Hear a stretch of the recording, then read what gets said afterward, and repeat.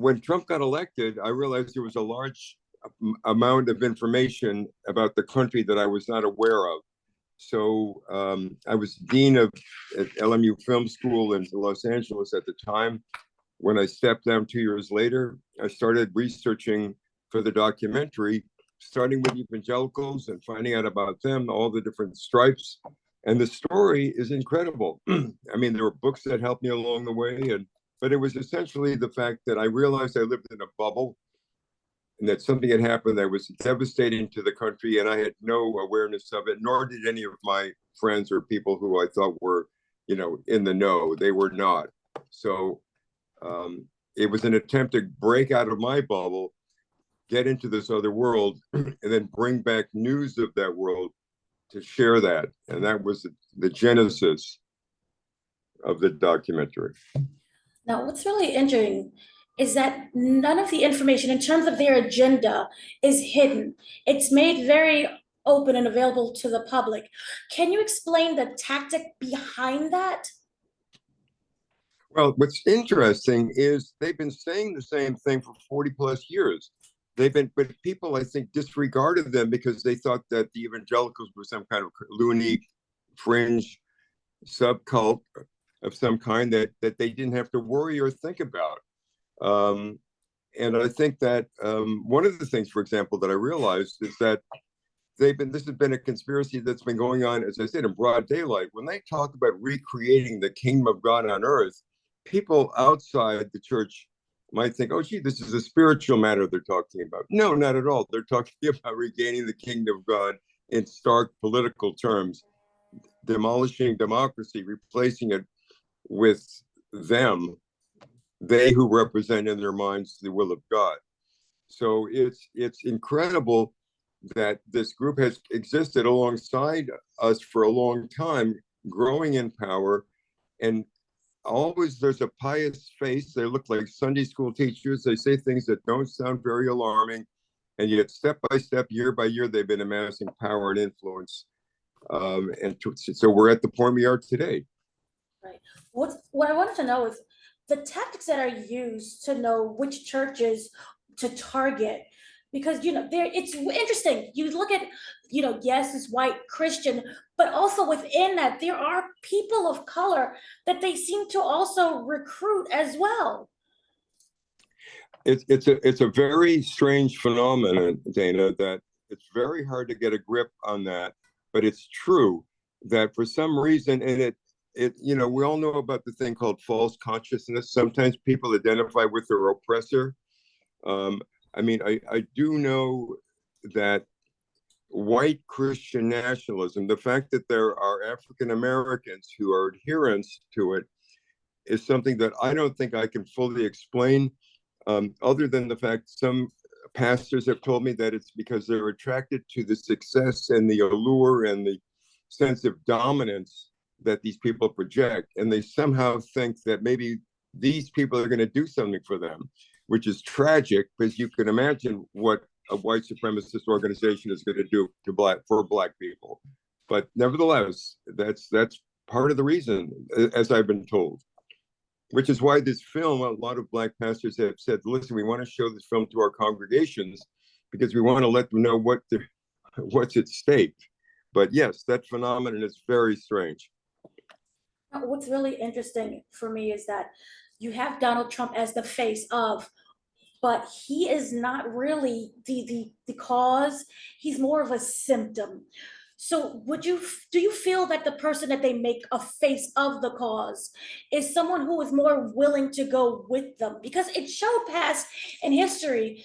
We had Reagan as well, but the Sandra O'Connor kind of didn't align with their message. You had moments of Bush.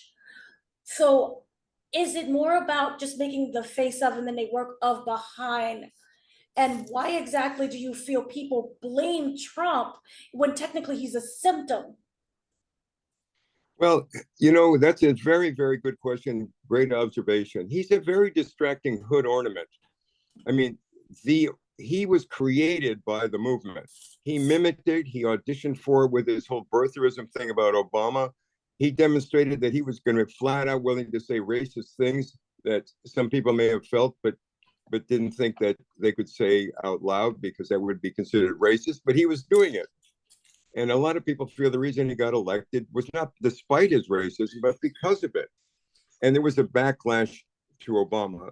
And the other thing to keep in mind is that they don't identify with him. They feel they are using him. He's a useful tool. He's their King Cyrus.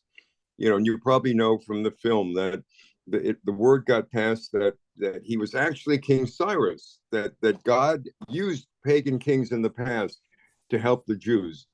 And that's what God was doing now with Trump. So we shouldn't question too much his morality. That's beside the point. If God has decided to use him, then let's go with it. That's one of the key things people wonder about. And Trump was extremely willing to mimic what they said and what they wanted. He had no real campaign strategy or any kind of infrastructure. They gave this Council for National Policy and their adherents gave him everything, in return for which he would populate the judicial branches with their people, their choices, and he would do their bidding. So, but nevertheless, he's very convenient because it takes the pressure and takes the spotlight off of them.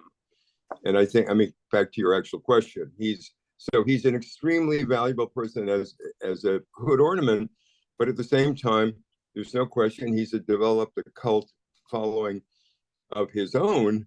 And so the question is, what's going to happen if he doesn't win? Well, we don't need to get into all that. If he doesn't win, he's going to say he did, and there's going to be a real violence in the streets. But anyway, so Trump, I think part of the point of the film is not to get too distracted by Trump. It's not Trumpism, it's Christian nationalism, which he has cloaked himself in. I wanted to bring up, you left off with the documentary with the Project 2025. Yeah. Which kind of further is what you said. It's not about the face of Trump. It's more about getting their message out by any means necessary, no matter who ends up winning the election. Can you talk about the plan and why it doesn't rely on that single person winning? Well, they use people. They never have any, the movement is enormously well-financed, well-organized in all of the states. And it's been going on, you know, as the film shows you, since the early 80s. In fact, the Heritage Foundation, Weyrich co-founded it in 1973, over 50 years ago.